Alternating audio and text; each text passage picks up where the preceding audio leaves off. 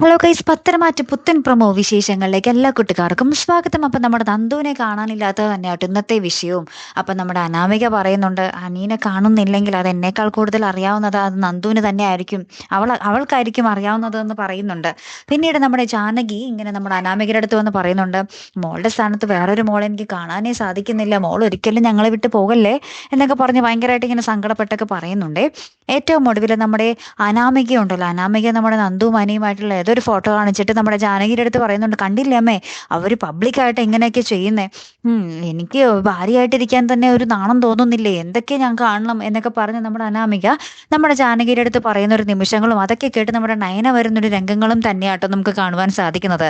ഇതിലും വലുത് നമ്മുടെ അനാമിക ചെയ്തു കൂട്ടുന്നുണ്ടെന്നുള്ളത് നമ്മുടെ ജാനകിക്ക് അറിയില്ലല്ലോ അല്ലെ. കാത്തിരുന്ന് തന്നെ കാണാം കേട്ടോ. അപ്പോൾ അടുത്തൊരു വീഡിയോ വരുന്നത് വരയ്ക്കും ഗുഡ് ബൈ.